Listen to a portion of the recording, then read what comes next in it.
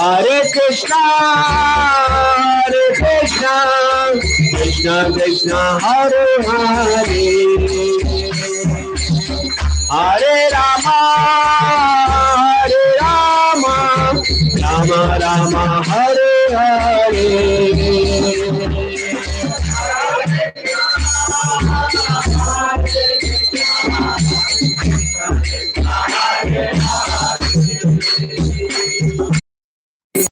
Hare Rama, Rama Rama, Hare Hare.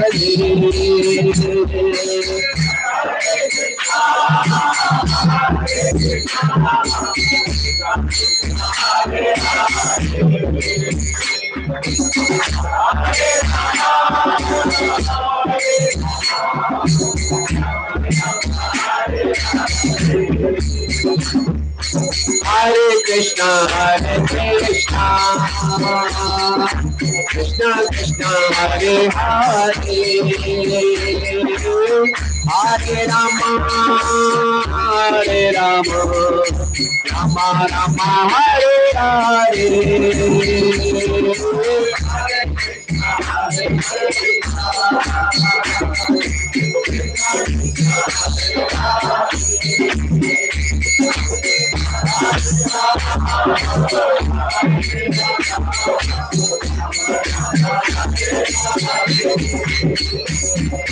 Hare Krishna, Krishna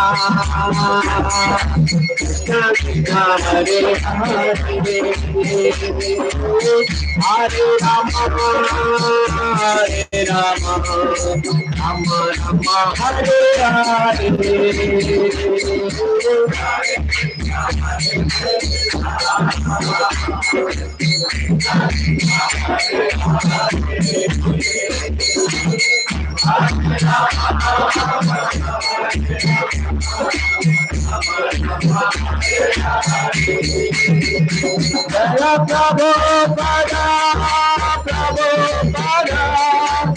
Prabhupada, Srila Prabhupada.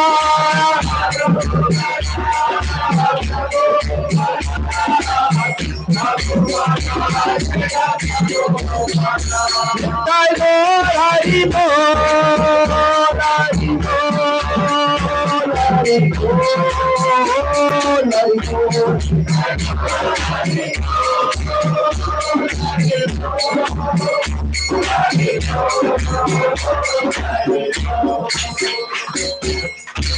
Shri Jagannath Baldev Subhadra महारानी की, श्री गौर निताई की, श्री राधा गोविंद जी की, जगत गुरु श्री प्रभुपाद की, गौर प्रेमानंदे। ओम ज्ञानतिमिरन्धस्य ज्ञानाञ्जन शलाकया चक्षुरुन्मिलितं येन तस्मै श्री गुरुवे नमः। श्री चैतन्य मनोभीष्टं स्थापितं येन भूतले स्वयं रूपा कदा मह्यं ददाति स्वपदान्तिकं। वन्देऽहं श्रीगुरुं श्रीयुतापदकमलं, श्रीगुरून् वैष्णवांश्च श्रीरूपं साग्रजातं सहगण रघुनाथान्वितं तं सजीवं साधुवैतं सावधूतं परिजन सहितं कृष्ण चैतन्य देवं श्री राधा कृष्ण पादान् सहगण ललिता श्री विशाखान्वितांश्च। हे कृष्ण करुणा सिंधु दीनबंधु जगत्पते गोपेश गोपिका कांता राधा कांत नमस्तुते। तप्त कांचन गौरांगी राधे वृंदावनेश्वरी वृषभानुसुते देवी प्रणमामि हरिप्रिये। वाञ्छा कल्पतरुभ्यश्च कृपा सिन्धुभ्येव च पतितानां पावनेभ्यो वैष्णवेभ्यो नमो नमः। जय श्री कृष्ण चैतन्य प्रभु नित्यानंद, श्री अद्वैत गदाधर श्रीवासादि गौर भक्तवृंद। हरे कृष्णा कृष्णा कृष्णा हरे हरे, हरे राम राम राम हरे हरे। नमो विष्णुपादाय कृष्ण पृष्ठाय भूतले, श्रीमते भक्ति वेदांत स्वामी निति नामिने। नमस्ते सारस्वते देवे गौरवाणी प्रचारिणे, निर्विशेष शून्यवादी पाश्चात्य देश तारिणे।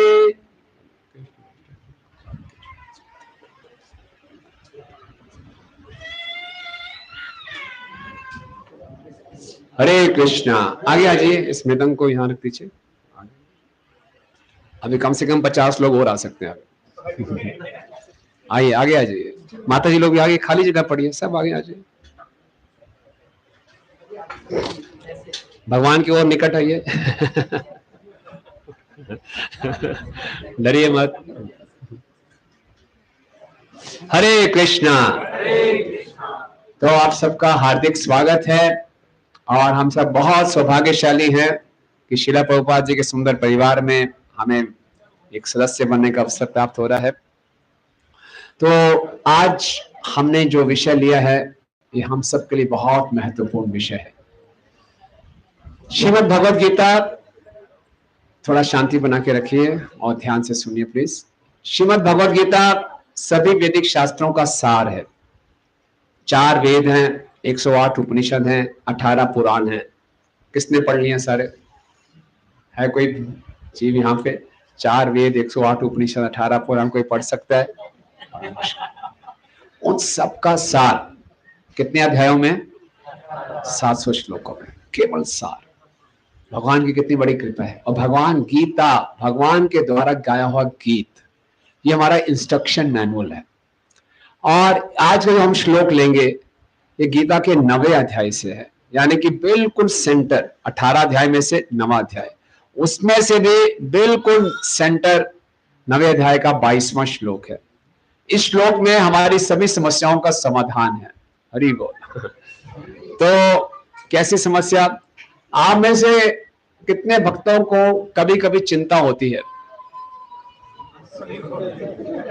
नहीं होती? नहीं होती चिंता? कितने लोग चिंता से मुक्त होना चाहते हैं? तो ये श्लोक हमारे लिए बना है।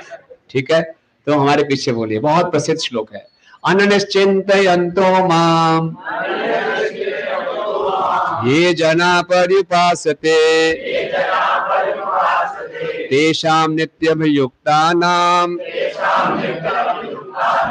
योगक्षेमं वहाम्यहम्। अननिश्चिन्तयन्तो माम् ये जना पर्युपासते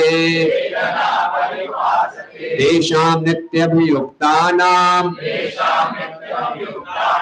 योगक्षेमं वहाम्यहम्। आप इनसे एक प्रभु जी, एक माता जी दोहरा सकते हैं? जोर से बोले। अनन्यश्चिन्तयन्तो माम् ये जना पर्युपासते तेषां नित्यभियुक्तानां योगक्षेमं वहाम्यहम्। माता जी। अनन्यश्चिन्तयन्तो माम् ये जना पर्युपासते तेषां नित्यभियुक्तानां योगक्षेमं वहाम्यहम्। धन्यवाद सभी भक्तों का। तो इसका अनुवाद और तात्पर्य ऐसी भक्ति वेदांत स्वामी श्रील प्रभुपाद जी के द्वारा। श्रील प्रभुपाद की जय। ध्यान से मेरे पीछे तो अनुवाद दोहराइए। किंतु जो लोग अनन्य भाव से मेरे दिव्य स्वरूप का ध्यान करते हुए निरंतर मेरी पूजा करते हैं, उनकी जो आवश्यकताएं होती हैं उन्हें मैं पूरा करता हूँ, और जो कुछ उनके पास है उसकी रक्षा करता हूँ। तात्पर्य, जो एक क्षण भी कृष्ण भावनामृत के बिना नहीं रह सकता, वह 24 घंटे कृष्ण का चिंतन करता है और श्रवण कीर्तन स्मरण पाठ सेवन वंदन अर्चन दास्य सख्य भाव और आत्म निवेदन के द्वारा भगवान के चरण कमलों की सेवा में रत रहता है। ऐसे कार्य शुभ होते हैं और आध्यात्मिक शक्ति से पूर्ण होते हैं, जिससे भक्त को आत्म साक्षात्कार होता है। उसकी यही एकमात्र कामना रहती है कि वह भगवान का सानिध्य प्राप्त करे। ऐसा भक्त निश्चित रूप से बिना किसी कठिनाई के भगवान के पास पहुंचता है। यह योग कहलाता है। ऐसा भक्त भगवत कृपा से इस संसार से पुनः नहीं आता। क्षेम का अर्थ है भगवान द्वारा कृपा में संरक्षण। भगवान योग द्वारा पूर्णतः कृष्ण भावित होने में सहायक बनते हैं, और जब भक्त पूर्ण कृष्ण भावनान्वित हो जाते हैं तो भगवान उसके दुख में बद्ध जीवन में फिर से गिरने की उसकी रक्षा करते हैं। तो बहुत सुंदर श्लोक है। अनन्य चिंतयन्तो माम ये जना पर्युपासते। भगवान बता रहे हैं जो अनन्य भाव से, अनन्य का मतलब होता है कोई और अन्य नहीं, केवल कृष्ण, केवल कृष्ण का जो चिंतन करेगा तो क्या होगा, ये जना पर्युपासते, कृष्ण का चिंतन करते हुए जो भगवान की पूजा करेगा, तेषाम नित्य अभियुक्ता नाम, इस प्रकार से हमेशा भगवान की सेवा करता रहेगा, तो भगवान उसके साथ दो कार्य करेंगे। योग क्षेम वहामि अहम। योग का मतलब है कि जो उसके पास नहीं है वो दे देंगे, और क्षेम का मतलब है जो है उसकी रक्षा करेंगे। आपको ये शब्द जाना पहचाना लग रहा है, सुना हुआ, योग क्षेम वहामि हम, कहाँ सुने आपने ये शब्द? हैं? पहले के लेटर में जब मोबाइल का जमाना नहीं था, चिट्ठी लिखी जाती तो उसमें क्वेश्चन चेन पूछा जाता था कि क्वेश्चन चेन पूछने के लिए पत्र लिख रहे हैं। अच्छा ठीक है। और कहीं बहुत फेमस है LIC, ऐसे रख के किया है ना, लाइफ इंश्योरेंस कंपनी, जीवन बीमा। वो कह रहे हैं योग क्षेम वहामि हम, जो आपके पास है उसकी हम रक्षा करेंगे, जो नहीं है वो आपको। तो कितने लोग, भगवान भी एक इंश्योरेंस प्लान बता रहे हैं। भगवान का इंश्योरेंस प्लान ज्यादा रिलायबल है कि LIC का इंश्योरेंस प्लान ज्यादा रिलायबल है? LIC का इंश्योरेंस प्लान तो शरीर छोड़ने के बाद वो क्या रक्षा करेगा, शरीर तो चला गया। ये भगवान का इंश्योरेंस प्लान इस जीवन में भी है, अगले जीवन में भी है। ओके, तो LIC के प्लान के लिए हमें कुछ प्रीमियम भरना पड़ता है, फ्री में तो होता नहीं। तो भगवान के इस इंश्योरेंस प्लान में क्या इंश्योरेंस प्लान है, जो आपके पास है उसकी रक्षा करेंगे, और जो नहीं है वो मैं दूंगा। तो इस इंश्योरेंस प्लान का प्रीमियम क्या है? अनन्य भाव से चिंतन, बस, और कुछ नहीं करना, कोई पैसा वैसा नहीं भरना। क्या करना है? अनन्य भाव से भगवान का चिंतन करना है। जब हम अनन्य भाव से भगवान का चिंतन करेंगे तो हमारा पैकेज पूरा हो गया। भगवान क्या करेंगे, जो कुछ हमारे पास है उसकी रक्षा करेंगे, और जो नहीं है उसको देंगे। कितने लोगों को ये पैकेज चाहिए? सबको चाहिए। और देखिए, इस संसार में ज्यादा तो लोग यही चिंता करते हैं, जो नहीं है उसके बारे में चिंता करते हैं, और जो है उसकी चिंता करते हैं कि हाथ से निकल ना जाए, यही चिंता करते हैं ना। भगवान क्या कह रहे हैं, चिंता छोड़ो, चिंतन करो। हमारे पास चॉइस है, या तो चिंता करें या चिंतन करें। कौन सा बेटर है? चिंतन बेटर है। कहते हैं चिंता इतना खतरनाक है, चिता चिंता मध्य न बिंदु मात्र अंतरम। एक शब्द होती है चिता और एक होती है चिंता, खाली बिंदु का अंतर। एक बिंदु लगाने से चिता चिंता बन जाती है। लेकिन चिता तो मृत देह को जलाती है, चिंता दहति सर्वम। चिंता सब कुछ जला देती है। हमारा शारीरिक स्वास्थ्य, मानसिक स्वास्थ्य सब गड़बड़ हो जाता है चिंता से। और चिंता करते करते, हमने संसार के विषयों की चिंता करते करते शरीर छोड़ा तो अगला शरीर और मिलेगा। इसलिए चिंता करना बहुत खतरनाक है। तो क्या करो, उसकी जगह क्या करो? चिंतन करो। और जब हम भगवान का चिंतन करेंगे तो भगवान कर रहे हैं वहामि अहम। अगर आपको थोड़ी सी भी संस्कृत आपने पढ़ी होगी तो बड़ा आसान है। वहामि अहम, अहम मतलब मैं, वहामि मतलब ढोता हूं। उस भक्त का बोझा मैं ढोता हूं। खुद। वहामी अहम, वाहन शब्द है, वाहन होता है ना, वाहन मतलब व्हीकल जो ढोने के लिए इस्तेमाल होते हैं। भगवान कहते हैं मैं ढोता हूं उसके चिंता को, क्या जो उसके पास है उसकी रक्षा मैं करता हूं, और जो नहीं है मैं देता हूं। मैं ये नहीं भगवान तो परम एकदम सुप्रीम पर्सनैलिटी है, किसी को भी बोल दो भाई कर दो हो जाएगा, नहीं, मैं खुद करता हूं। बड़ी विशेष बात है। एक बारी राजा अकबर ने बीरबल को बोला, भाई तुम्हारे यहाँ हिंदू धर्म में पता नहीं छोटी छोटी सी बातें भगवान अवतार ले लेते हैं, कितने अवतार हैं आपके, छोटी सी बात होती भगवान आ गए, क्या बात है। हमारे अल्लाह ऐसे नहीं है कि बीच बीच में हर बारी आ जाए। तो बीरबल बड़ा समझदार था। बीरबल ने बोला अकबर को ऐसे समझ में नहीं आएगा, अकबर को कुछ अनुभव करा के सिखाऊंगा। बोले कोई बात नहीं, समय आने पे बताऊंगा। तो अकबर का बेटा होता है, अकबर जश्न मना रहा है, मेरा बेटा हुआ है, और बहुत बड़ा यमुना के तट पे जश्न चल रहा है, गाना बजाना नाच गाना चल रहा है, और अर्जुन और अकबर बहुत बड़े सिंहासन पे ऊपर बैठा है, बढ़िया मुकुट लगाए हुए, बढ़िया बड़े सब कपड़े डाले हुए। बीरबल ने क्या किया, पूरी योजना बनाई। जो अकबर का बेटा था उसकी देखभाल एक आया करती थी। तो अब बीरबल ने आया को समझा दिया क्या करना है। तो बीरबल ने आया को बोला अकबर के बेटे की जगह एक गुड़िया को कपड़े से लपेट के ऐसे ऐसे करना। तो उस आया के हाथ में गुड़िया थी, ऐसे कपड़े से। अकबर ने सोचा मेरा बेटा है, और उस आया ने क्या किया, ऐसे करते करते उस गुड़िया को यमुना में फेंक दिया। अकबर ऊपर से देख रहा है, अरे मेरा बेटा गया यमुना में, भागते हुए नीचे आया, नीचे आ रहा है, मुकुट नीचे गिर गया, सारे कपड़े उधर उधर हो गए, कूद गया यमुना में। यमुना में कूद के तैर के उसको निकाला, बाहर निकाला, देख रही तो गुड़िया है। बोले ये क्या मजाक है बीरबल, ये क्या है।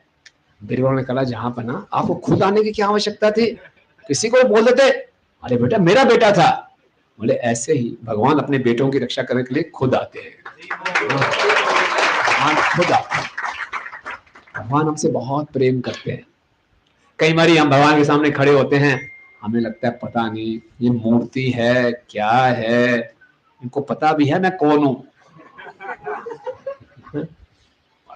आ तो जाता हूं, लोग बोलते हैं आना चाहिए तो आ गया हूं, इनको मेरी परवाह है कि नहीं, मैं इतना दुखी हूं, परेशान हूं, पता नहीं क्या हो रहा है मेरे साथ। ये कुछ समझ भी हैं, मैं जानते नहीं जानते, नहीं सबको जानते हैं। और भगवान हम सब से इतना प्रेम करते हैं जिसकी हम कल्पना भी नहीं कर सकते। इस संसार में सबसे ज्यादा प्रेम हमें कौन करता है, माँ करती है, इसमें कोई शक नहीं है। माँ का अपनी संतान के लिए जो प्रेम है वो निस्वार्थ है। अगर इस संसार में जितनी भी माएँ हैं उनका अपने बच्चों के लिए जो प्रेम है उसको इकट्ठा कर ले हम, और एक डिब्बे में बंद कर दें, कितना प्रेम इकट्ठा हो जाएगा। सारे संसार की जितनी माता जी लोग हैं, और एक तरफ भगवान के हृदय में एक जीव के लिए जो प्रेम है उसको ले लें, सारी माताओं का प्रेम भगवान के प्रेम के सामने एक बूंद के समान भी नहीं है। इतना प्रेम करते हैं भगवान, ये पूरा विश्वास होना चाहिए। भक्ति हम आए हैं, इसका जो आधार है वो ये है कि कृष्ण मुझसे प्रेम करते हैं। बोलिए कृष्ण मुझसे प्रेम करते हैं, बहुत प्रेम करते हैं। तो हमारे जीवन में कई बार ऐसी घटनाएं घटती हैं जो हमारी इच्छा के अनुसार नहीं है, तो कई अच्छे अच्छे भक्त कंफ्यूज हो जाते हैं, ऐसा क्यों हो रहा है मेरे साथ, मैं तो इतनी माला करता हूँ फिर ऐसा क्यों हो गया। नहीं, पूरा विश्वास होना चाहिए कि भगवान मुझसे बहुत प्रेम करते हैं, और जब भगवान मुझसे प्रेम करेंगे तो मेरा भला ही करेंगे। प्रभुपाद जी ने इस श्लोक पे लेक्चर दिया, तो प्रभुपाद जी ने एक कहानी सुनाई दक्षिण भारत की। दक्षिण भारत में एक बहुत प्रसिद्ध भक्त थे जिनका नाम था अर्जुन आचार्य। तो अर्जुन आचार्य जी ने जब ये श्लोक पढ़ा, वहामी अहम, मैं खुद ढोता हूं, उनको भी ठीक नहीं लगा। भगवान को मेरे ऐसे छोटे भक्त के बोझे को ढोने की अच्छा नहीं लग रहा, तो वहामी अहम पे उन्होंने लाइन मार दी, ये गलत है, कुछ गड़बड़ है, ऐसे लाइन काट दी। और अपनी पत्नी को बोला मैं भी स्नान करके आता हूँ। और बड़े गरीब थे, कोई ज्यादा नहीं, लेकिन संतुष्ट थे, छोटी सी कुटिया में रहते थे, कभी पति पत्नी में आपस में झगड़ा नहीं होता था, संतुष्ट थे, ब्राह्मण थे, संतुष्ट थे, निर्धन थे, कोई दिक्कत नहीं थी, लेकिन भक्त थे। तो वो चला गया। कुछ समय के बाद कुटिया के बाहर खट खट खट आवाज होती है। पत्नी जब दरवाजा खोलती है तो क्या देखती है कि दो बहुत सुंदर बालक, बहुत ही सुंदर बालक, उस पत्नी ने ऐसे सुंदर बालक कभी देखे ही नहीं थे। एक श्याम वर्ण का था, एक सफेद वर्ण का था, बहुत सुंदर घुंघराले बाल, सुंदर सुंदर उनकी आंखें और छोटे कोमल कोमल शरीर।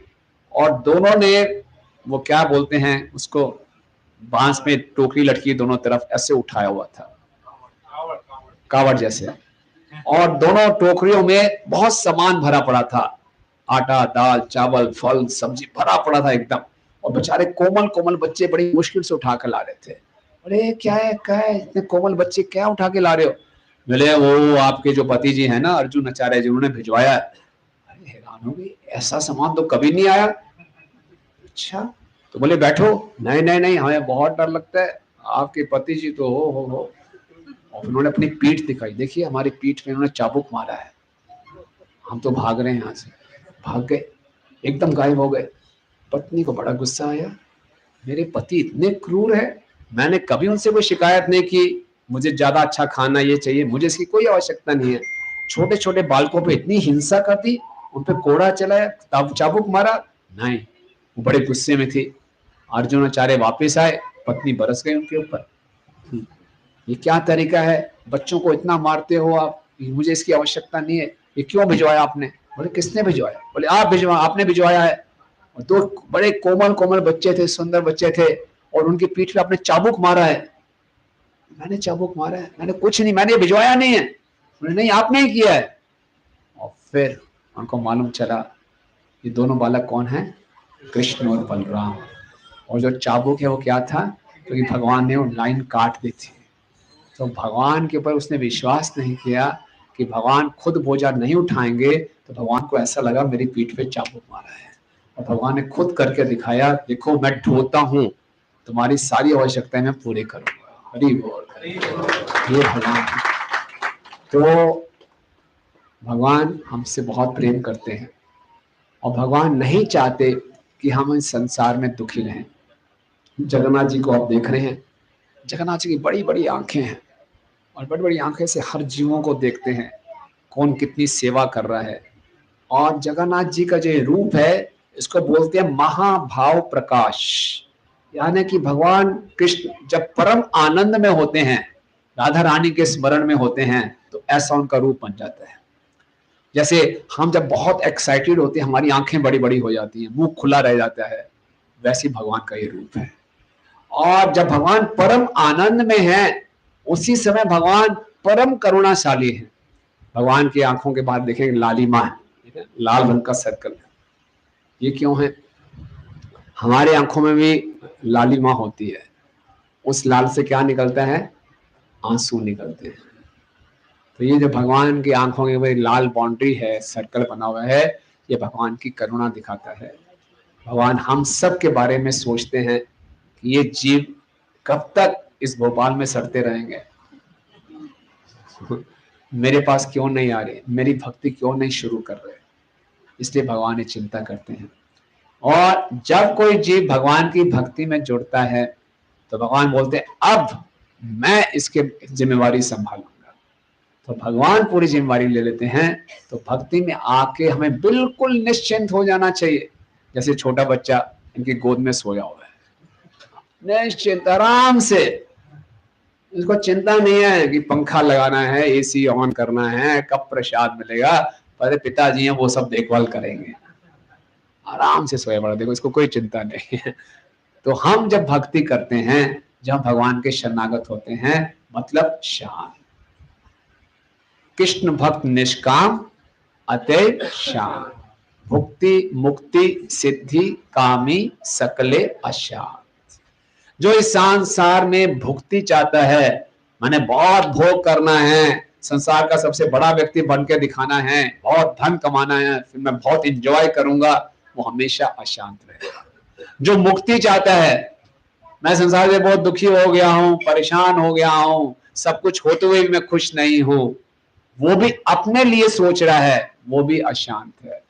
जो सिद्धियां चाहता है कि बड़ी बड़ी मुझे सिद्धियां प्राप्त हो जाए, मैं योगिक सिद्धि प्राप्त कर लूं, वो भी अशांत रहता है। क्यों? चाहे कोई भोग चाहता है, मुक्ति चाहता है, योग सिद्धियां चाहता है, सबके सब सेल्फिश हैं, अपने लिए चाहते हैं। लेकिन जो भगवान का भक्त है वो निष्काम है, वो केवल भगवान का आनंद चाहता है, इसलिए अतएव श्याम। इसलिए भक्त की स्थिति बहुत ऊंची है। तो हमें भक्ति में आने के बाद डरना नहीं चाहिए। भगवान हमेशा हमारी रक्षा करेंगे, भगवान हमेशा हमारा पालन करेंगे, इसके बारे में चिंता नहीं करनी चाहिए। हमें अपना कार्य करना चाहिए। हमारा कार्य क्या है? भगवान के बारे में चिंतन करना। और चिंतन आज के इस कलयुग में बहुत आसान हो जाता है। कैसे? हरे कृष्णा कृष्णा कृष्णा हरे हरे, हरे राम राम राम हरे हरे। इसका मतलब ये नहीं है, कोई इसको गलत मतलब ले ले तो प्रभु जी हम ये मतलब समझें कि हम अब हरे कृष्ण महामंत्र करेंगे तो मेरी छोटी गाड़ी है, मुझे बड़ी गाड़ी चाहिए, और भगवान कह रहे हैं कि जो नहीं है वो दूंगा, तो बड़ी गाड़ी आनी चाहिए फिर, ठीक है ना। और जो है उसकी रक्षा करूंगा, तो बैंक में बैलेंस इतना पड़ा, किसी को पता नहीं, ब्लैक मनी पड़ी है थोड़ा बहुत मेरा, तो उसकी रक्षा होगी, मेरे पे इनकम टैक्स की रेट नहीं होगी, तो ये हो गया तो मैं श्लोक को मान जाऊंगा। इस श्लोक का ये मतलब नहीं है, समझिए। जो हम रक्षा के मतलब हम सोचते हैं, हम सोचते हैं रक्षा मतलब मेरे घर की रक्षा, मेरे शरीर की रक्षा, मेरे परिवार वालों की रक्षा, मेरे बिजनेस की रक्षा। ये असली रक्षा नहीं है, क्योंकि भौतिक जगत में सब कुछ खत्म तो होना ही है। जितना मर्जी बचाने का प्रयास कर लें, हम इस शरीर को नहीं बचा सकते, अपने घर वालों को भी नहीं बचा सकते। काल के प्रभाव से हम प्रतिदिन हमारी मृत्यु हो रही है, प्रति क्षण हम मृत्यु की ओर आगे बढ़ रहे हैं। आयु हरति रे पुंसाम उद्यन असंचन्यसो तस्य क्षण नित्य उत्तम श्लोक वार्तया।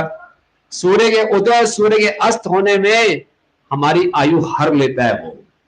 वो अलग बात है, हम गुड मॉर्निंग बोलते हैं। गुड मॉर्निंग का क्या मतलब है? एक दिन मृत्यु के और निकट आ गए हम।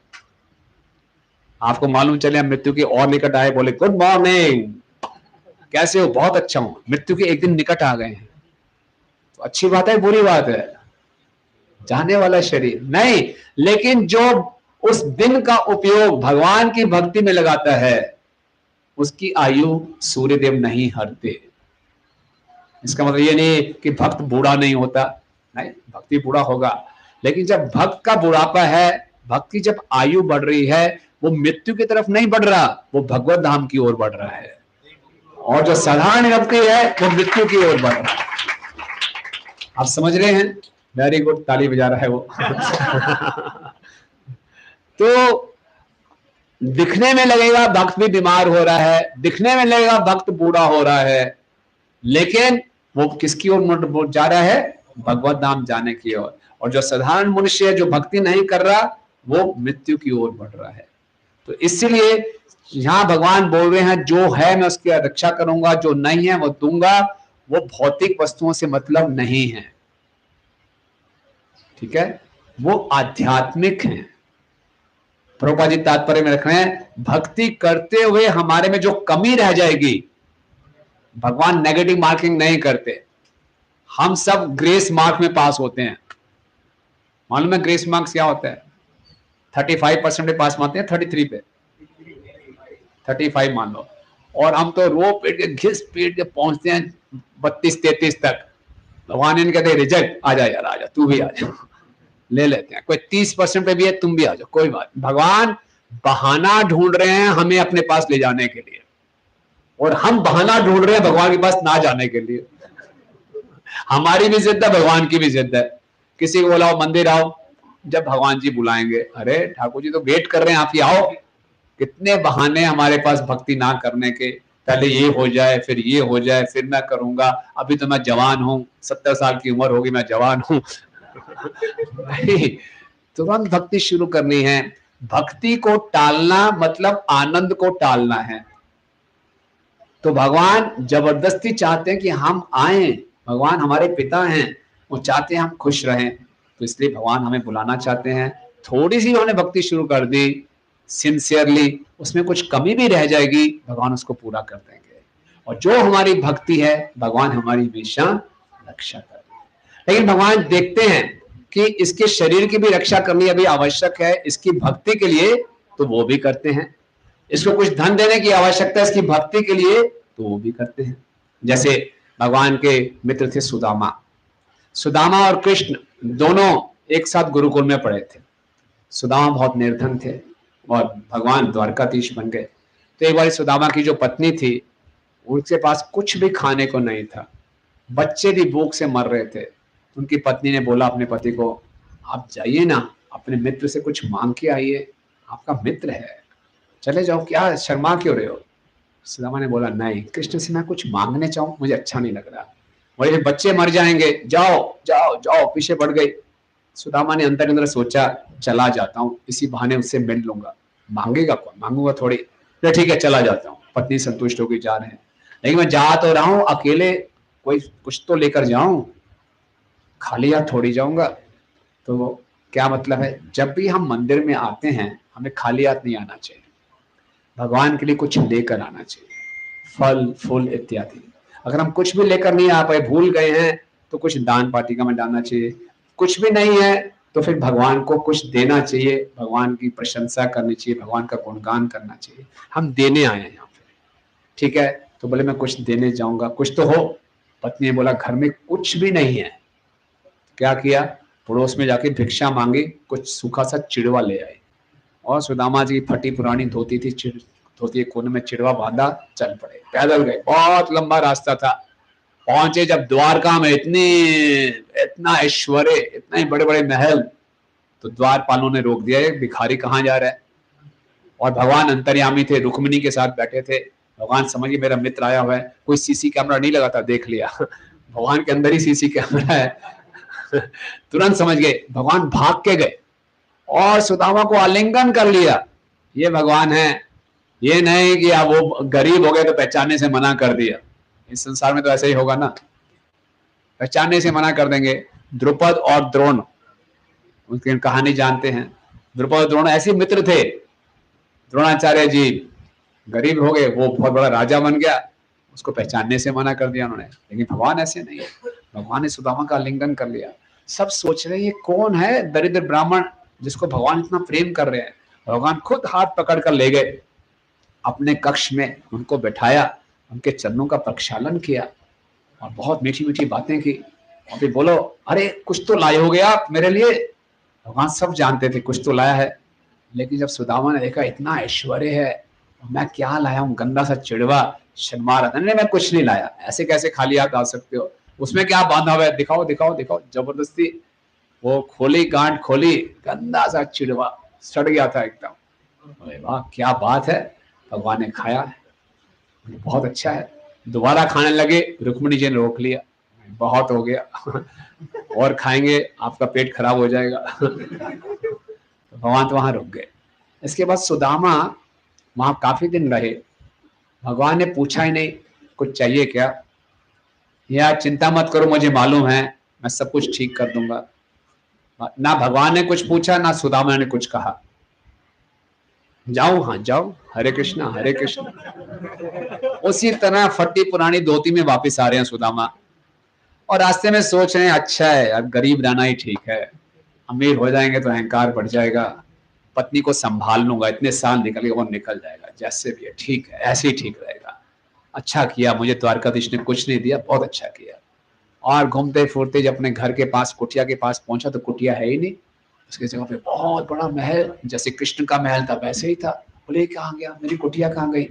और अभी देखा महल के बीच में से एक सुंदर सी स्त्री रेशमी साड़ी डाली हुई, गहने डाले हुए आ रही है। बोले ये कौन है, दिखने में तो मेरी पत्नी जैसे लग रही है, तो उसके पास इतने गहने, ऐसी साड़ी कहाँ से आ गई।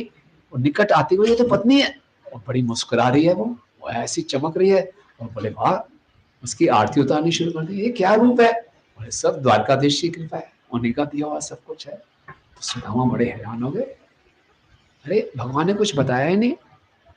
तो प्रश्न ये उठता है, जब कृष्ण ने सुदामा को सब कुछ देना ही था तो सुदामा को बता देते, मेरे भाई चिंता मत करो, सब ठीक कर दिया मैंने, रिलैक्स, जस्ट रिलैक्स। हमारे घर में कोई ऐसा दोस्त आएगा जो परेशानी में, हम यही बोलेंगे ना, अरे चिंता मत कर यार, सब कर दिया, चलो आराम से। ऐसा नहीं कहा। क्यों नहीं बताया कृष्ण ने ऐसा? बता देते, सुदामा थोड़ा रिलैक्स होकर जाता। क्यों नहीं बताया? सुदामा का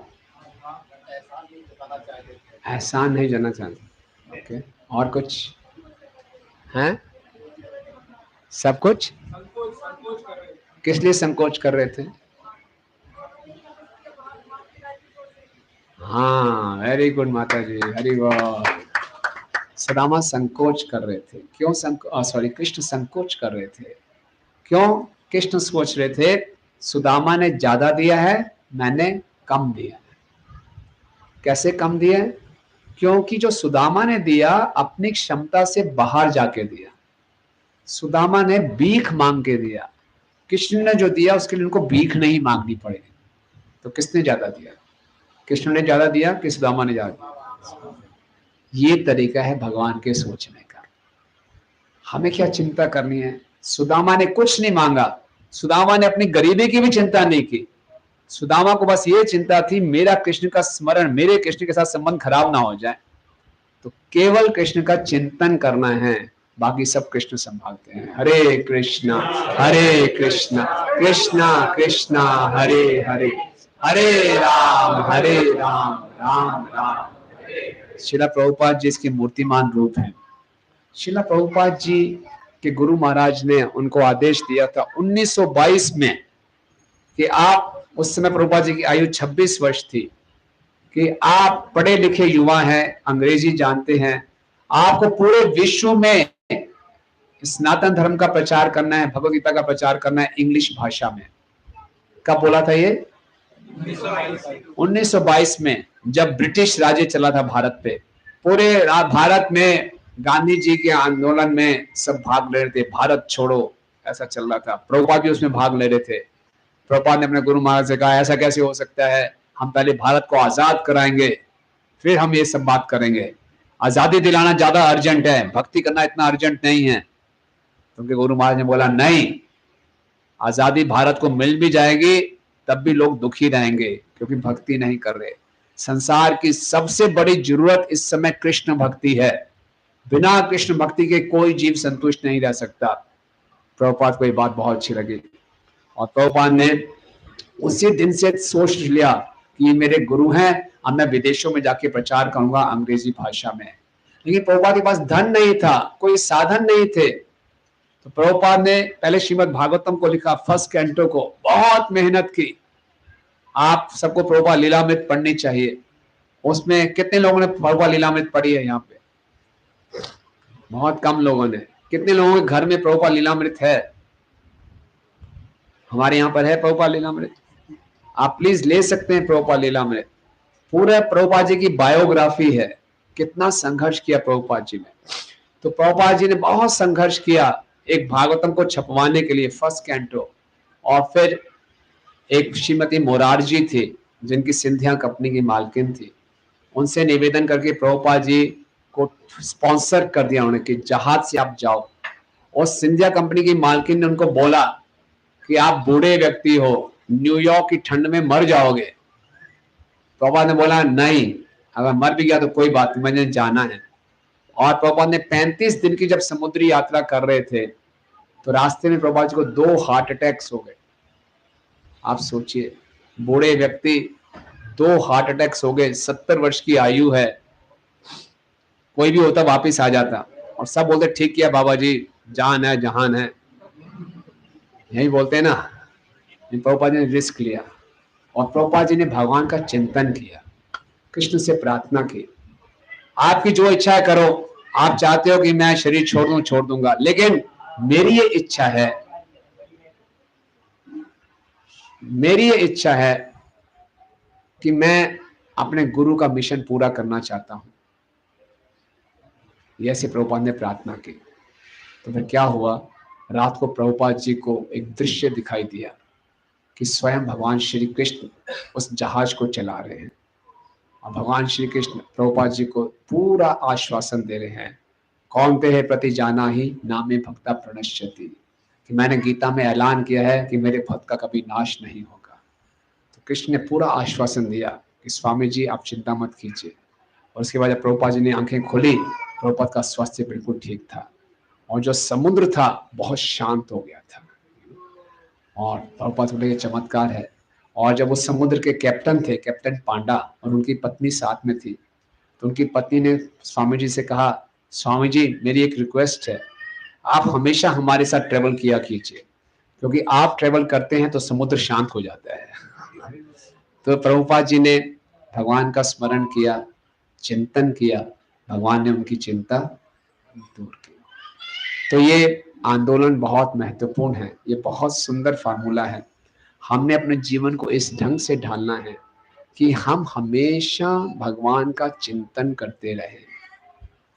लेकिन ये कहना आसान है, करना इतना आसान नहीं है। आप यहाँ तो बोलने बहुत अच्छी बात है, जैसे हम बाहर निकलेंगे, कल ऑफिस जाएंगे, घर में जाएंगे, ये समस्या वो समस्या, ये बोले कहाँ चिंतन होगा भगवान का, ये समस्या फंसी पड़ी है मन में, ऐसा क्यों हो गया, ऐसा क्यों नहीं हुआ, लड़ाई झगड़े सब इसमें फंस जाएंगे, चिंतन होगा ही नहीं, फिर इसमें फंस जाएंगे, भूल जाएंगे सब बातें। तो क्या किया जाए? तो इसके लिए हमने अपने माइंड को ट्रेन करना है। सब मन का खेल है, किस परिस्थिति में मन को कैसे रखना है ये हमारे ऊपर है। और मन का प्रशिक्षण करना अति आवश्यक है, क्योंकि जब हम शरीर छोड़ेंगे, बुरा मत मानिए, हम सबको एक दिन ये शरीर छोड़ना ही छोड़ना है। हम क्या छोड़ेंगे, शरीर हमें छोड़ के जाएगा। हम चाहेंगे भी शरीर छोड़ के ना आ जाए, लेकिन शरीर हमें छोड़ के चला जाएगा। तो उस समय के लिए हमें तैयारी करनी है, अपने मन को प्रशिक्षण करना है। यम यम वापि स्मरण भावम त्यजति अन्ते क्लेवरम तम तम एवेति कौन्तेय सदा तद्भाव भाविता। जिन जिन विचारों के साथ हम ये शरीर छोड़ेंगे, उन्हीं उन्हीं विचारों मानसिकता के अनुसार हमें अगला शरीर प्राप्त होगा। तो बड़ा ध्यान रखना चाहिए, मृत्यु कभी भी आ सकती है, और इस समय जैसे मन में विचार चल रहे होंगे उसके अनुसार अगला शरीर मिल जाएगा। तो क्या करना चाहिए? जीवन में तो समस्याएं बनी ही रहेंगी, ऐसा नहीं है कि हम माला कर रहे हैं, सब कुछ करें तो समस्याएं खत्म हो जाएंगी, समस्याएं तो रहेंगी। तो भगवान हमें सिखा रहे हैं, समस्याओं को, परिस्थितियों को बदलने का प्रयास नहीं करना, उन परिस्थितियों में अपनी चेतना को उठाने का प्रयास करना है। हमारा सारा जीवन में संघर्ष परिस्थितियों को बदलने में लगा जाता है। ऐसा नहीं तो ऐसा क्यों, मैं परिस्थितियों को बदल दूंगा। परिस्थितियों को नहीं बदलना, उन परिस्थितियों में अपनी चेतना को ऊपर उठाना है। जय जगन्नाथ बलदेव सुभद्रा सुदर्शन जी की जय, श्री गौर निताई की जय, राधा गोविंद जी की जय। समझ आ रही है बात? ये बात समझ में आई? कोई दोहराएगा? क्या बोला हमने? हाँ, ऊपर उठाना है। समस्या फिर वैसे की वैसे, समस्या हमें प्रभावित नहीं कर पाएंगे। देखिए, तो कैसे करें? तो हमारे नीति शास्त्र में बताया गया है, क्योंकि मन जो है ना हमेशा परेशान रहता है, मेरे पास ये नहीं है, मेरे पास वो नहीं है, ये होना चाहिए, वो होना चाहिए, सताएगा। तो मन की पहली तपस्या भगवान गीता के 17वें अध्याय में बताते हैं, मनः प्रसादा सौम्यत्वम मौनम आत्मनिग्रह। मन की पहली तपस्या है प्रसादा, मतलब कि संतुष्ट हो जाओ। संतुष्ट होना अपने हाथ में है, मेरा डिसीजन है, मैंने संतुष्ट रहना कि नहीं। हम सोचते हैं जब मेरे हिसाब से चीजें हो जाएंगी तो मैं संतुष्ट होऊंगा। नहीं, चाहे मेरे अनुसार घटनाएं घटे या ना घटे, मेरी इच्छा है मैं घर में जाऊं, मेरी पत्नी फर्स्ट क्लास बढ़िया बढ़िया गर्म खाना मुझे सर्व करे, वो मिल जाएगा तो मैं संतुष्ट हो जाऊंगा। और वो गया, बोले खाना भूल जाओ, मंगा लो कहीं से, मंगाना है तो बड़ा गुस्सा आएगा। नहीं, चाहे गर्म प्रसाद मिले ना मिले, मैंने क्या रहना है? संतुष्ट। कोई मुझे आदर दे या मेरा अपमान करे, मैंने क्या रहना है? संतुष्ट। तो क्या है ये? तपस्या है। हम सोचते हैं कि जब मेरे अनुसार चीजें होंगी तो मैं संतुष्ट होऊंगा, अगर हमारे अनुसार कुछ घटनाएं घट भी जाएंगी तब भी हम संतुष्ट नहीं रहते, तभी मन कुछ ना कुछ कमी दिखा देगा, ऐसा होना चाहिए था, ऐसा क्यों नहीं हुआ। मन ऐसे ही खेलता है। तो मन को बोलना पड़ेगा शट अप, संतुष्ट हो जाओ। यानी कि संतुष्ट रहना ना रहना मेरा डिसीजन है। संतुष्ट रहना क्या है? तपस्या है। तपस्या करनी पड़ती है, हो नहीं जाती। अभी हमने सर्टिफिकेट बांटे थे निर्जला एकादशी के, 80 माला, 140 माला, 150 माला, 64 माला हो गई थी कि करनी पड़ी थी? निर्जला एकादशी हो गई थी कि रखनी पड़ी थी? हाँ, तो भगवान संतुष्ट होगा नहीं, रखना पड़ेगा, रहना पड़ेगा। तो कैसे करें? बताया गया है कि 3 चीजों में हमेशा संतुष्ट रहना चाहिए। 3 चीजों में हमेशा, तो ध्यान से सुनिए कौन सी वो 3 चीजें हैं। पहला, जितनी हमारी आय है, सैलरी है, उसमें संतुष्ट है। ठीक है, इसमें हम रह नहीं पाते, उसकी सैलरी ज्यादा है, ये है वो, हम हमेशा परेशान रहते हैं। जितनी आय मिल रही है उसमें हम संतुष्ट हैं। दूसरा, जैसा हमारा जीवन साथी है, जो भी हमारे भाग्य से हमें पति पत्नी मिले हैं, उसमें हम संतुष्ट हैं। तीसरा, जैसा खाने को मिल रहा है उसमें हम संतुष्ट हैं। कौन सी 3 चीजों में संतुष्ट रहना है? आय, जीवन साथी। आजकल आप सर्वे करेंगे, सारे लोग इन्हीं 3 चीजों में असंतुष्ट हैं। कोई अपनी सैलरी से संतुष्ट नहीं है, नया जॉब अप्लाई कर रहा है और एक्सपेंड कर रहा है, एक सब कर रहा है, और जीवन साथी तो आप सब जानते ही हैं उसमें कहने की आवश्यकता नहीं है। और खाने के लिए भी तभी तो इतने स्विगी और बाहर इतनी सब चीजें चल रही। भक्त लोग तो फिर भी चलो, फिर भी भक्त लोग बोलते हैं प्रसाद में भी वैरायटी होनी चाहिए, रोज वही बना देते हो ना, ये भी झगड़ा चलता है तो हमारे मंदिर में भी क्या हुआ था कि एक बारी लोग मंडी में गए तो किसी मंडी वाले ने बैंगन की फोरियां भर भर के दे दी फ्री में।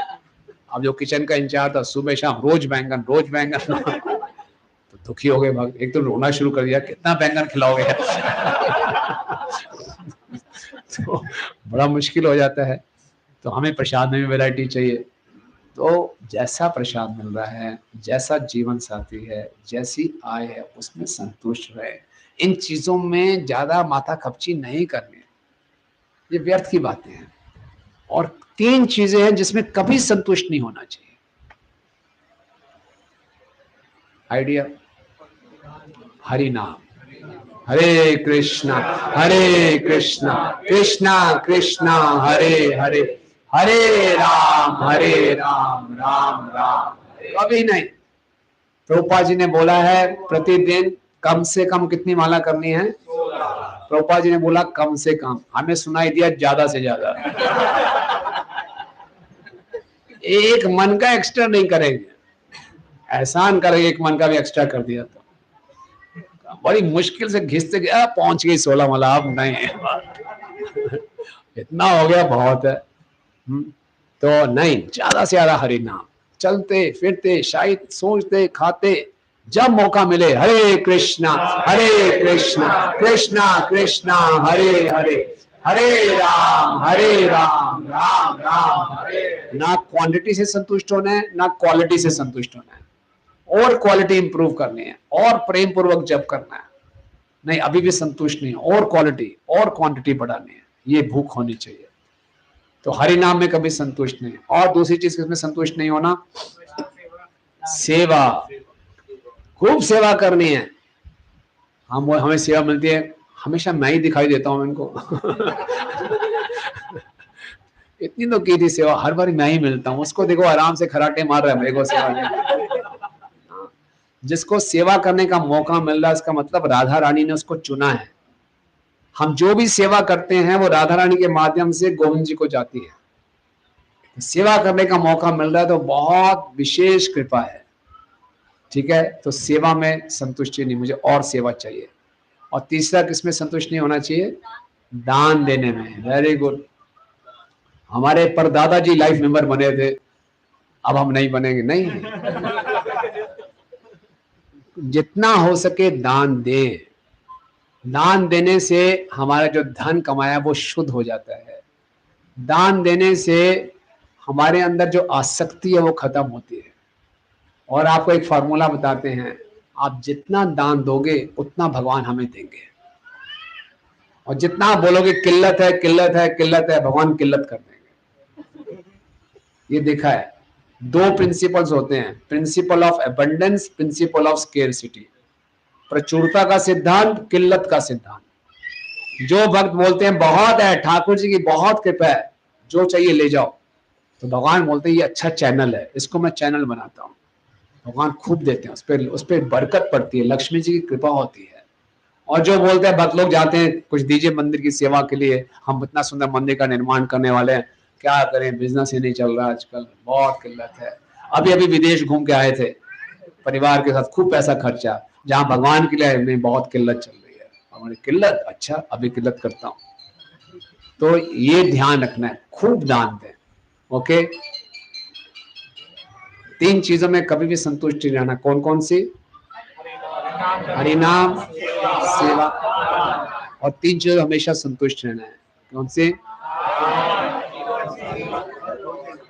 आय, जीवन साथी और खाना। अब जिन चीजों में कभी संतुष्ट नहीं रहेंगे तो इसका मतलब क्या है? उसकी हमेशा हम चिंता करेंगे। ठीक है, बिना चिंता किए हम नहीं रह सकते। देखिए, अब क्षमा करना, मैंने शुरू में बोला चिंता खत्म कर देंगे लेकिन हम चिंता की क्वालिटी को बदल रहे हैं, भौतिक चिंता से आध्यात्मिक चिंता। तो जब आध्यात्मिक चिंता है वो चिंतन के समान है। तो आध्यात्मिक चिंता करनी है, अपना हरिनाम कैसे अच्छा करूं, अपनी सेवा को कैसे बढ़ाऊं, प्रचार को कैसे बढ़ाऊं, और मैं कैसे ज्यादा दान दे सकता हूं। जब ये चिंता करेंगे तो क्या बन जाएगा? वो चिंतन बन जाएगा। प्रभुपाद जी बहुत चिंता करते थे, कैसे प्रचार के आंदोलन को आगे बढ़ाना है, बहुत टेंशन लेते थे प्रभुपाद जी। जब प्रभुपाद जी अमेरिका से वापस आए, एक साथ प्रभुपाद जी ने बड़े बड़े 3 प्रोजेक्ट शुरू कर दिए। वृंदावन का मंदिर, बॉम्बे में जुहू का मंदिर, मायापुर का मंदिर, और कुछ प्रभुपाद के पास धन भी नहीं है। प्रभुपाद जब विदेश में गए थे, केवल 40 रुपए थे, उस समय के $7 बस। और जब प्रभुपाद जब पानी की जहाज से उतरे, प्रभुपाद को पता नहीं दाएं मुड़ना है कि बाएं मुड़ना है। और इतने कष्ट उठाए प्रभुपाद जी ने, इतने कष्ट उठाए, बहुत टेंशन लिए। अगर प्रभुपाद टेंशन ना लेते, चिंता ना लेते, तो आज हम यहाँ पर ना होते हैं। प्रभुपाद ने इतनी एंजाइटीज ली हमारे लिए कि आगे आने वाली जो पीढ़ी है उसको भक्ति प्राप्त हो। अगर प्रभुपाद जी बोलते हैं नहीं नहीं मैं क्यों टेंशन करूं, 70 साल की उम्र हो गई है, वृंदावन में बैठा हूं। अक्सर लोग रिटायर हो जाते हैं 70 साल में। 70 साल का कोई व्यक्ति नया मिशन शुरू करता है, वो तो रिटायर हो जाता है। लेकिन प्रभुपाद ने एक नया मिशन शुरू किया, वो भी विदेश में जाके, वो भी अकेले, बिना पैसे के। आप सोचिए कितनी शक्ति है भगवान की कृपा में। तो इसी ढंग से हमने अपने जीवन को ऐसे ढालें कि हम भौतिक चिंता को छोड़े, उसमें हम संतुष्ट रहे, जो मिल रहा है जैसा है उसमें हम संतुष्ट रहें, और अपने मन को ट्रेन करें, मन को लगाएं आध्यात्मिक चिंताओं में, आध्यात्मिक चिंतन में। क्योंकि आध्यात्मिक चिंता करते करते हमने शरीर छोड़ दिया तो क्या जाएंगे? भगवान के धाम जाएंगे। और भौतिक चिंता करते शरीर छोड़ दिया। एक लाला जी थे, उनके 3 बेटे थे और शरीर त्यागने वाले थे। बेटा, बड़ा बेटा था, मझला बेटा था, छोटा बेटा था। एक सिर दबा रहा था, एक हाथ दबा रहा था, एक पांव दबा रहा था। तो बोला बड़ा कहाँ है? बोले पिताजी मैं यहाँ हूँ, घबराओ मत, आपके साथ हूँ। बड़े मझला कहाँ है? बोले मैं यहाँ हूँ पिताजी, घबराओ मत। अरे छोटा कहाँ है? मैं यहाँ हूँ पिताजी। दब तेरे की, तीनों के तीनों यहाँ पे दुकान में कौन बैठा है? शरीर छोड़ते हुए भी दुकान की चिंता कर रहा है। अगले जन्म में क्या बना होगा? वो चूहा वगैरह बना होगा दुकान में। तो ऐसी चिंताओं लेकर हम शरीर छोड़ेंगे तो क्या होगा? लेकिन आध्यात्मिक चिंता लेकर छोड़ेंगे, मैंने हरि नाम को बढ़ाना है, प्रचार को बढ़ाना है, उस भक्त की मैंने सेवा कैसे करनी है, ऐसी चिंता करके जाएंगे तो भगवान कहते हैं मैं आपकी रक्षा करूंगा। किसकी रक्षा करेंगे? हमारी चेतना की रक्षा करेंगे। भगवान हमारी चेतना को नीचे नहीं गिरने देंगे। और जो कुछ है, जो मैंने धन कमाया है, कौन सा धन? भक्ति का धन, उसकी रक्षा करेंगे। ठीक है ना? तो ये बहुत सुंदर श्लोक है, इसको अपने जीवन में उतारना चाहिए। कैसे उतार सकते हैं? भगवान का चिंतन बढ़ाएं।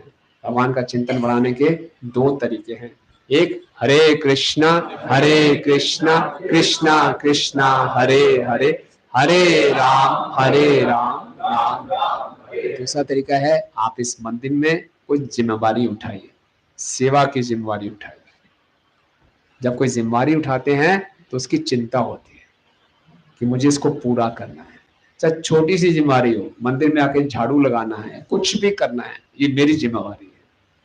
हमने इतना में बहुत सुंदर, क्या में से कितने लोग चाहते हैं कि हमें बहुत भव्य मंदिर बन जाए? केवल हाथ खड़ा करने से बन जाएगा? क्या करना पड़ेगा? मेहनत करनी पड़ेगी, परिश्रम करना पड़ेगा, बहुत से लोगों को जोड़ना पड़ेगा, तन मन धन सब देना पड़ेगा, चिंता लेनी पड़ेगी। ये किसकी चिंता होनी चाहिए? हम मंदिर बने, एक व्यक्ति की चिंता होनी चाहिए बस, प्रेसिडेंट साहब की। किसकी होनी चाहिए? हम सबकी कलेक्टिव चिंता करेंगे तो हमारा चिंतन बढ़ जाएगा। तो हम फिर प्रचार करेंगे, सब लोगों को जोड़ेंगे, और जब भव्य मंदिर बनेगा कितना आनंद होगा। तो मेहनत करनी है। तो इसलिए ज्यादा से ज्यादा हरि नाम लें, प्रभुपाद के शास्त्रों को पढ़ें और कुछ सेवा करें, और सेवा को जिम्मेवारी के साथ करें। जब जहां जिम्मेवारी उठाते हैं, रिस्पॉन्सिबिलिटी लेते हैं, तो उसकी हम चिंता करते हैं। और जो हमारा भौतिक दुनिया है, हमारा कामकाज है, हमारा व्यवसाय है, समाज में हमारा रोम हमारी सेवा है, उसको सुचारू ढंग से करें, उसको नेग्लेक्ट नहीं करना, उसकी अवहेलना नहीं करनी। उन जिम्मेवारियों को भी निभाना है, लेकिन उनकी चिंता नहीं करनी। वो हो जाएंगे निपट, उसमें लापरवाही नहीं बरतनी। लेकिन मुख्य जो हमारी आसक्ति है, जो हमारी मुख्य जिम्मेवारी है, अपना उद्धार करना, भगवान से प्रेम करना, तो उसके लिए हम आध्यात्मिक जिम्मेवारियों को उठाएं और साथ साथ में हरि नाम का ज्यादा से ज्यादा जप करें। ठीक है? तब भगवान क्या कह रहे हैं? योगक्षेम। हरे कृष्ण। किसी कोई प्रश्न या टिप्पणी है? Questions, comments?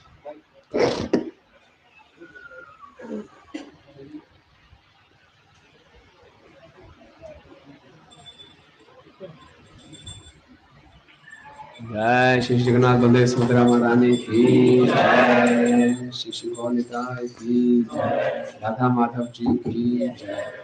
प्रश्न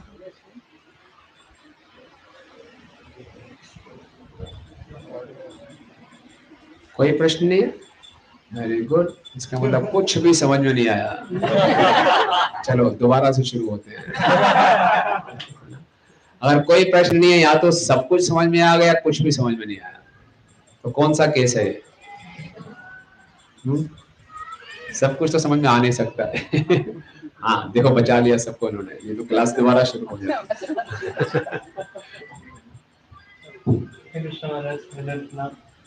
Maharaj, my question is, how can we improve the quality of our chanting? Prabhupada से पूछा कैसे क्वालिटी इंप्रूव करें? प्रभु बोले प्रैक्टिस प्रैक्टिस प्रैक्टिस। तो उत्साही भक्तों का संग करें, हरिनाम के विषय में ज्यादा से ज्यादा पढ़ें, सुने और प्रैक्टिस।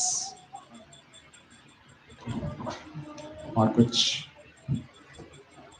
हरे कृष्ण महाराज जी। महाराज जी, पहले तो हमें आपके किसी प्रभु जी ने पूछा था क्वेश्चन, उसका एक काइंड ऑफ एक्सटेंशन है। मैं सोच रहा था कि लाइक जब भी हम जप करते हैं, मुझे आज तक एक भी माला में ऐसा फील नहीं हुआ कि एक्चुअली एकदम 100% एक्यूरेसी से नाम निकला हो भगवान का।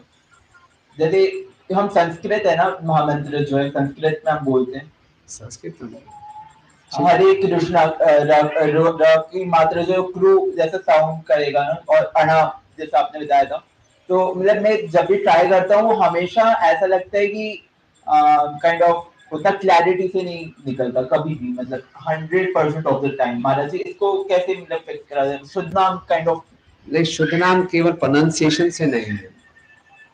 ने 10,000 साल तक तपस्या की थी, सूखे पत्ते खाए थे, तब कृष्ण उनके पुत्र बने थे। हम सोचते हैं 2-3 साल हो गए, वो भी उल्टा सीधा नाम ले रहे हैं, भगवान प्रकट नहीं हो रहे, ऐसा नहीं है। सो बहुत मेहनत, बहुत प्रेम से भगवान को प्रयास करने का, पुकारते रहे। जब भगवान हमारी सिंसियरिटी से प्रसन्न हो जाएंगे तो फिर भगवान प्रकट, शुद्ध नाम प्रकट होगा। तो ट्राई करते रहे। धन्यवाद महाराज जी। हरे कृष्ण। हरे कृष्ण। बस पीछे भगवान का चिंतन करने से हम भगवत धाम जाएंगे। हाँ, तो आपने बताया कि भगवान का चिंतन करने से मृत्यु के समय करते हैं तो भगवान के धाम जाएंगे, भगवत धाम। तो भगवान के धाम जाने के क्या फायदे हैं, और मृत्यु के समय भौतिक चीजों का ध्यान करके इधर भौतिक जगत में रहने के क्या नुकसान है? देखिए, भगवान के धाम में आनंद ही आनंद है। वहाँ बुढ़ापा नहीं है, कोई बूढ़ा नहीं होता। वहाँ कोई बीमारी नहीं है, कोई हॉस्पिटल नहीं है, कोई डॉक्टर नहीं है, कोई कोर्ट कचहरी नहीं है, कोई वकील नहीं है, कोई स्कूल नहीं है, वाह, कोई पढ़ाई लिखाई नहीं है। फेस्टिवल्स ही फेस्टिवल्स है, आनंद ही आनंद है। कितना खुश हो गया देखिए। जाओगे ना वहां पे, पूरा दिन खेलना ही खेलना है, छुट्टी है। भगवान कुछ नहीं करते। प्रभुपाद जी कहते हैं हमारे पिताजी कुछ नहीं करते। गायें चराने का भी बहाना है, गायें को चराने क्या जो छोड़ दे वो चरती रहती हैं, खेलते कूदते हैं, पिकनिक, बस। सब अपने घर से बढ़िया ब्रेकफास्ट लाते हैं, सब इकट्ठे बैठते हैं यमुना के तट पे और खाते पीते हैं, नाचते गाते हैं, बस। वहां पे केवल आनंद ही आनंद है, कोई टेंशन नहीं है, कोई द्वेष नहीं है, कोई कंपटीशन नहीं है, मैंने आगे बढ़ना उसको पीछे खींचना है। आनंद ही आनंद है, खुशी है। और एक संसार दुख ही दुख है। यहाँ पे जो हमें सुख भी दिखाई देता है वो ढका हुआ दुख है। यहाँ बहुत बड़ा धोखा है, चीटिंग है, द्वेष है, दूसरे की खुशी हमसे सहन नहीं होती, बीमारी है। छोटे बच्चों को कितनी बड़ी बीमारियां हो जाती हैं। आज कैंसर ऐसा फैला हुआ है, किसी भी क्षण कुछ भी विपत्ति आ जाए, झगड़े ही झगड़े हैं, क्लेश ही क्लेश हैं, डिप्रेशन है, क्या क्या बताएं, मतलब कि बुरी हालत है। यहाँ पे कोई संबंध नहीं है, कोई प्रेम नहीं है, दिखावे के संबंध है, सब सेल्फिश है, अपना काम निकालने, शोषण है, वहां सेवा है।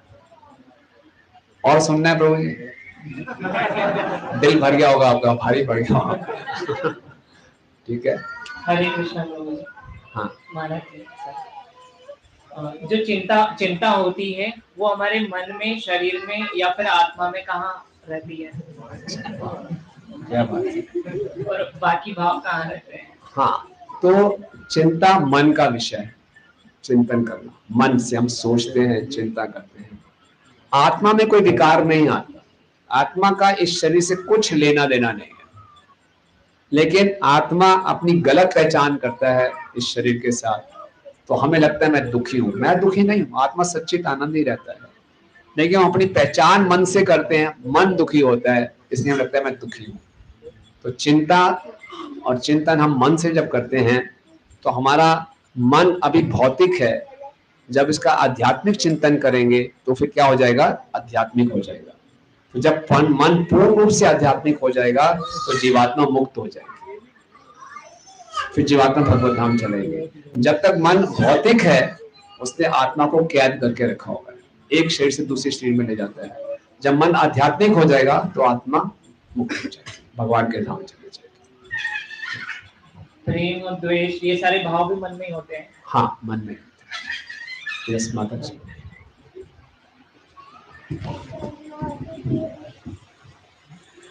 हरे कृष्णा महाराज जी, मेरा क्वेश्चन आपसे ये है कि जैसे भगवत गीता में भी इक्वानिमिटी जो कामनेस है, आपने कहा कि चिंतन करना चाहिए, चिंतन नहीं करना चाहिए, बट अपनी हमारी लाइफ इस तरीके से हो गई है कि मन में चिंता तो भी रहती है, एक कामनेस नहीं है किसी भी कार्य को करने के लिए। तो वो आप क्या हमें ऐसे कुछ वेज बता सकते हैं जिससे मतलब जिससे हम अपने अंदर कामनेस लेकर आए किसी भी काम को करने के लिए? Thank you, very good question. और आजकल के इस कॉम्पिटिटिव वर्ल्ड में बहुत मुश्किल है काम रहना। इतना कंपटीशन है, इतनी इनसिक्योरिटी है, ऐसे जॉब्स से निकाला जा रहा है, हर तरफ इनसिक्योरिटी नेगेटिविटी है, तो ऐसे में कैसे काम रहेगा। मैंने एग्जांपल दिया था ना बच्चे का, बच्चा आराम से सो रहा है, कैसे, जब हम कृष्ण की शरण में लेते, तो कृष्ण भक्त निष्काम अति शांत काम, ओके, तो वो काम में भी काम रहेगा। ठीक है, जब हम कृष्ण की शरण में गए, तो कृष्ण की शरण की शुरुआत कैसे होती है? कृष्ण से प्रेम जो है, शरण है, जीव से शुरू होता है। तो जीव के दो कार्य हैं, खाना और बोलना। तो हमने ज्यादा से ज्यादा क्या बोलना है? हरे कृष्ण कृष्ण कृष्ण हरे हरे, हरे राम राम राम हरे। और खाना क्या है? केवल प्रसाद। कहते हैं जैसा अन्न वैसा मन। तो ये दो चीजें आप शुरू कीजिए। आप चैंटिंग करते हैं? तो आज आपसे रिक्वेस्ट है, आज से आप शुरू कीजिए। यहाँ से माला लेके जाइए, आपको भक्त लोग सिखा देंगे कैसे चैंटिंग करनी है।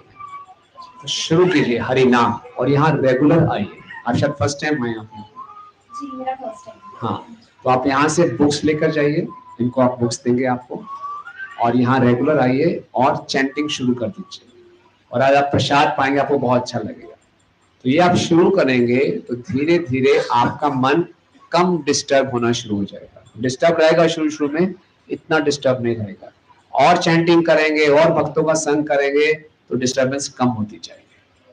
ठीक है, यही फॉर्मूला है। अदरवाइज संसार में कोई शॉर्टकट नहीं है, वो सब टेम्परेरी तरीके हैं। ये आपको हम परमानेंट तरीका बता रहे हैं, right? So please take beats and books. Thank you. और कुछ? यस, लो प्रभु, इनको बुक्स दे देना। हरे कृष्ण महाराज जी। अभी पकड़ देख लेना बाद में। हरे कृष्ण महाराज जी, मेरा प्रश्न ये है, कर्म और भक्ति में क्या अंतर है? कर्म और भक्ति में क्या अंतर है? Very good. कर्म जो हम करते हैं, बिजनेस कर रहे हैं, नौकरी कर रहे हैं, वो अपने अपने परिवार के लिए कर रहे हैं। उसमें मैं केंद्र में हूं, मुझे मुनाफा चाहिए, मुझे प्रॉफिट चाहिए, उसका लाभ मैं उठाऊंगा। भक्ति में मैं जो भी कर रहा हूं वो कृष्ण की प्रसन्नता के लिए कर रहा हूं। लेकिन गीता में तो लिखा है कि कर्म श्रेष्ठ है, मतलब इस मृत्युलोक में कर्म श्रेष्ठ है। तो कर्म का फल की चिंता मत कर, तो फिर कर्म और फिर आपने गीता कितनी बारी पढ़ी है? पढ़ी तो नहीं। बस ठीक है, बस फिर आप बात मत कीजिए। ये भारतीयों की सबसे बड़ी समस्या है, पढ़ा है नहीं और कमेंट्स ऐसे मानेंगे जैसे एक्सपर्ट हो। बुरा मत मानिए। नहीं, मेरा बहुत दिनों से ये प्रश्न था। हाँ, तो प्रश्न कर्म और भक्ति में मतलब अंतर आज तक समझ में आया नहीं, इसलिए तो हमने कुछ समझाया। विस्तार में समझना तो गीता पढ़िए, और यहाँ आते रहिए, धीरे धीरे आपके ये संशय दूर हो जाएंगे। ठीक है, ओके। हाँ,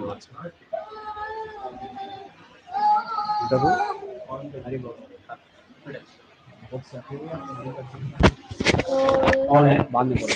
महाराज जी प्रणाम। मेरा प्रश्न यह है कि हम लोग जब भक्ति करते हैं, हाँ, हम लोग तो सोचते हैं कि हम लोग खुद भक्ति की तरफ या जो भी कर रहा है भक्ति में उन्नति कर रहे हैं। हाँ, लेकिन इस चीज का हम लोगों के पास प्रूफ क्या है कि हम उन्नति कर रहे हैं या अवनति कर रहे हैं? Very nice question. कैसे मालूम चलेगा कि हम सही भक्ति कर रहे हैं कि नहीं कर रहे? गुड। हम तो सोच रहे हैं बहुत बढ़िया कर रहे हैं। कौन सा एग्जामिनर आएगा, ऑडिटर आएगा, ऑडिट करेगा, प्रभु जी पकड़ेगा, ये तो गलत भक्ति की आपने, तो माला ठीक नहीं की थी, नंबर कट गए। कौन करेगा ऑडिट? तो भक्ति का सबसे अच्छा सेल्फ ऑडिट होता है। हम खुद ऑडिट कर सकते हैं। भक्ति परेशानुभाव विरक्ति त्रिका एक काला, तीन प्रभाव। जिस प्रकार से यथा अश्नता स्यु तुष्टि पुष्टि क्षुदाप्य अनुघासा, जैसे जब हम भोजन करते हैं तो तीन प्रभाव होते हैं। पहला तुष्टि, हमें खुशी मिलती है। फिर होता है पुष्टि, शरीर को पोषण मिलता है। फिर भूख खत्म हो जाती है। ठीक है ना? अभी आप प्रसाद पाएंगे, वाह क्या बात है, क्या बढ़िया दाल है, सब्जी है। तुष्टि, फिर पुष्टि, शरीर को पोषण, फिर भूख खत्म होगी। राइट? इसी ढंग से अगर भक्ति सही ढंग से कर रहे हैं तो पहला क्या, खुशी मिलेगी, आनंद मिलेगा। दूसरा परेशानुभाव, कुछ साक्षात्कार होंगे। भगवान के साथ कुछ रेसिप्रोकेशन होगा, हमें लगेगा भगवान वास्तव में मुझसे प्रेम करते हैं। और तीसरा क्या होगा? विरक्ति। इस संसार के प्रति जो हमारे आकर्षण है वो फीके पड़ जाएंगे। ठीक है, तो अपने आप देख सकते हैं, अगर मेरे संसार के प्रति आकर्षण फीके नहीं पड़ रहे, मेरे मन में कोई भगवान के प्रति रेसिप्रोकेशन नहीं आ रहा, इसका मतलब कुछ मैं भक्ति को सही ढंग से नहीं कर। ठीक है, सब कुछ हमारे शास्त्रों में दिया, राइट? ओके, आप सब भक्तों का बहुत बहुत धन्यवाद और आप सब ने अपने धैर्यपूर्वक श्रवण किया। एक क्वेश्चन है? ठीक है,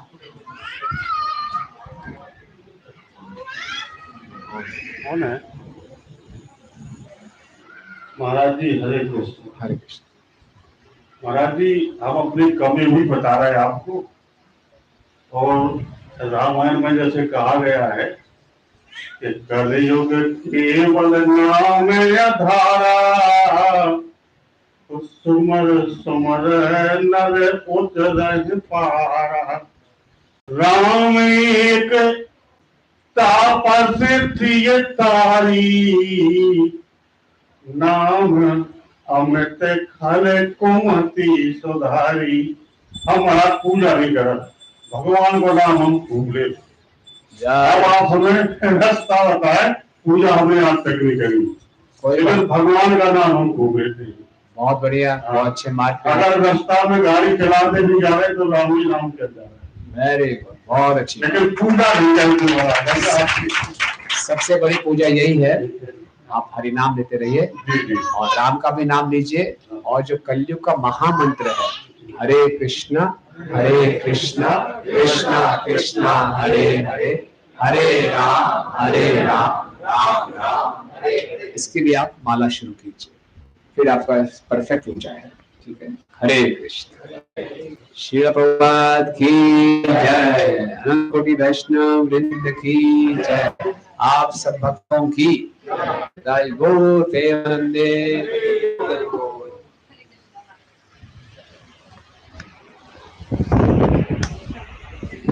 हरे कृष्णा। तो किसी को बुक पे साइन